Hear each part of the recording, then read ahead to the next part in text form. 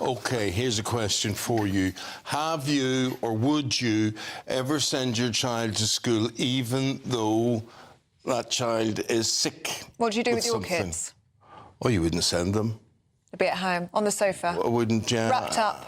Yeah, but you've got to always look for the bluff. You always look who's pulling the wool over your eyes, sort of thing. Whatever. The figures on this are quite frightening. So, October time, 3% of school pupils may be sick and not going to school. That rises to 5% about this time of the year, OK? So big hike in absences. Right, so let us know your views on this one. And the question is, should parents send their kids to class even though they are ill? Parenting expert Annette Kello, good morning to you, Annette. Good morning. And etiquette expert Liz Brewer with their take. Elizabeth, tell me where you stand on this. I stand very firmly that if a child has a temperature or a child is ill, you know, you say bluffing, but you take their temperature and you can know if your child's ill or not. You keep them at home. If you don't, it's disruptive. If they go back to school, immunity doesn't build amongst school children. What happens is it totally disrupts. The teacher may get ill, the rest of the class gets ill, and you actually accomplish nothing. Just keep the child back. They need love, they need comfort. In today's world, you know, we went through COVID for 3 years, kids didn't go to school. We learnt how to teach children over the internet. You know, there are alternatives. Yeah, what a nightmare that was. So, don't tell me you were doing that. Annette, you take a differing view. Yes, I think we need round, robust children. I'm not saying that we should send them in completely vomiting or a high fever. That's obviously a big no-no. But we have to go with the NHS guidelines. And actually, the NHS guidelines say children can go into school if they're unwell, as long as they're not vomiting or have a high fever. Now, we also have to look at how children get better, faster. So apparently a recent study showed at the University College London, children turn around quicker than adults. Adults are the lightweights here, OK? Really? So often with children, you'll see, oh, they look terrible, but the next day they feel good, so send them in. Well, we know that absences are bad. Where I agree with you, when you think back to yourself as a child and you convinced yourself you were going to die if you went to school, but it was basically because you didn't like a certain subject or a certain teacher or whatever. The thing is, I didn't die, and when you look at it, your child won't die either. Exactly. And but you know something, in today's world, I remember when I was a child, you know, and if there were boys at the school and mumps was around, the parents sent their sons to school. They wanted them so to have they could get it. Precisely.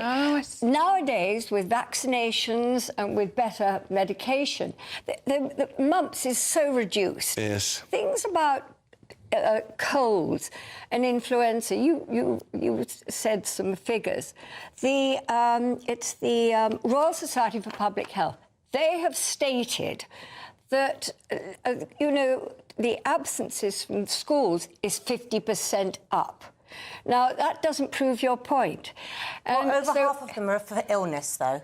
A lot of them are. A lot of them are. Yeah, but most of them, you know, OK, there are kids that don't want to go to school, and sometimes it's nothing to do with health. It's because of the bullying. And that's something we need to address completely separately.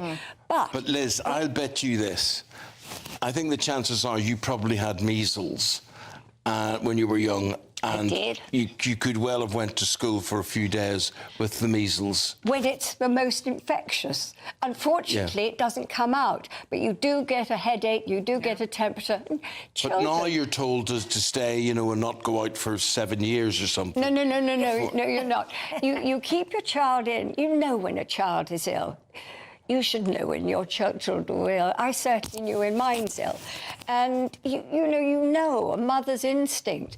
And you keep them in and you keep them warm. If you send them back to school, the problem is it doesn't build immunity. And then it spreads throughout the school.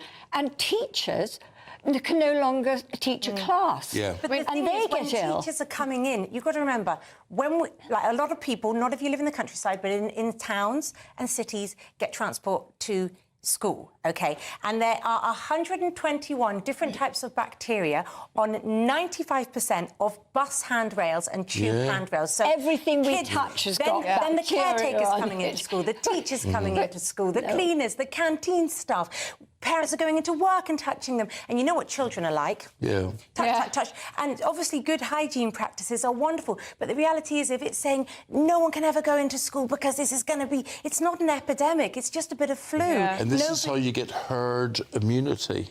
Exactly. But that's nothing to do with getting colds or flu or respiratory we have to get over them. Yeah. No, we got used in COVID, actually, to washing our hands. And that has continued.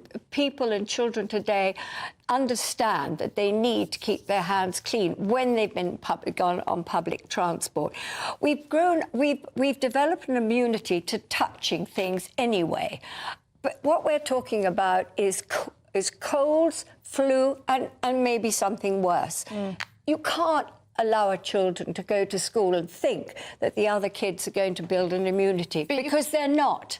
They're not. But you could also and say that's a fact. you're preparing them for the real world, aren't you? I mean, if we're talking about just feeling that. slightly under the weather, we all have to come to work when we've got a little bit of a sniffle and we're not feeling quite 100%. Absolutely. And you don't get a day off. Yeah, but And children, But we can't they suffer nampy-pampy more. them. They suffer That's the more. thing. We wrap them in cotton wool and we say, oh, no, don't expose yourself to anything. And sometimes they're just chilling on the sofa or on a screen and they actually feel OK. And I say if they're OK on a screen or they want to play, they can get back into school. No, it's nothing to... It's completely different.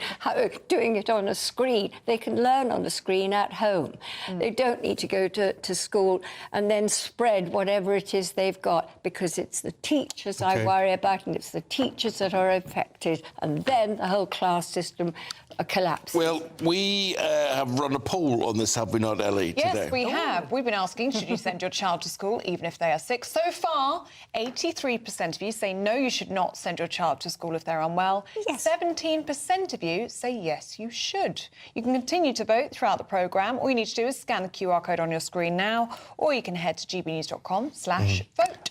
Annette, that is today's view. That is the view of a modern parent. Always be on the side of the child, basically. Yeah, well, I would say, of course, nobody wants them to go in if they're completely sick.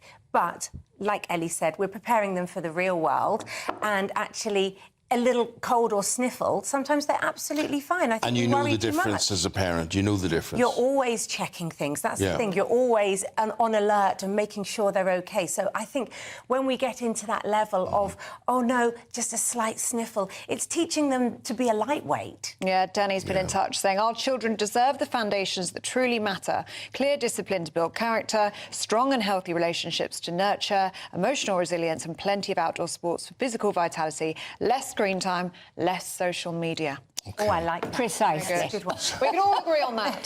Thank you both for being very precise. Appreciate that, Annette and Liz there. And I think they'll have got you talking at home as to what you have done.